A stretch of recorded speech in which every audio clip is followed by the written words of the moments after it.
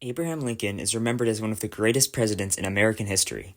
However, just a couple years before his election in 1860, he was a political unknown. How did someone off of so many people's radars rise to the presidency so quickly during such a politically fraught time? The story begins in 1854. After the Kansas-Nebraska Act essentially nullified the Missouri Compromise, a lot of people were mad.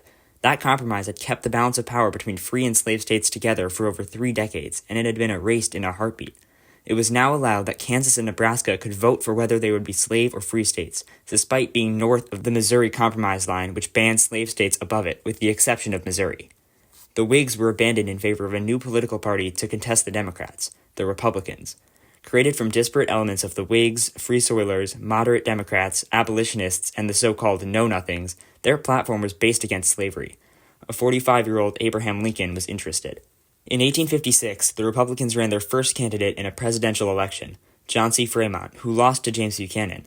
Not to be deterred, Lincoln ran for the Illinois Senate in 1858 against the architect of the Kansas-Nebraska Act, Stephen A. Douglas.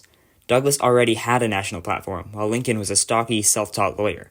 Knowing that he would lose if he didn't make a name for himself, Lincoln challenged Douglas to a series of 7 debates. These aptly became known as the Lincoln-Douglas debates. The format was like this. The first speaker would present for 1 hour, followed by a 90-minute speech by the second speaker. The first speaker would then offer a 30-minute rebuttal, totaling to 3 hours. Breaks for food were included because neither candidate wanted their speech to be the one ignored in favor of hunger. Douglas spoke first at 4 of the 7 debates, and the topic was the expansion of slavery into the territories.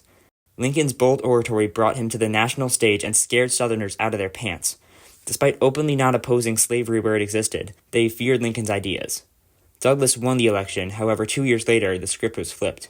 Douglas was a candidate in 1860, along with Lincoln, Vice President John C. Breckinridge, and John Bell. Lincoln had astonishingly won the Republican nomination through political shrewdness.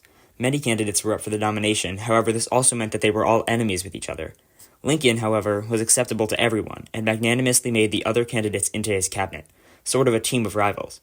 This was largely due to the acclaim he had gained from the Lincoln-Douglas debates, and he of course won the election of 1860 and became president during America's worst crisis. Thankfully, he would end up realizing all of the Southerners' worst fears.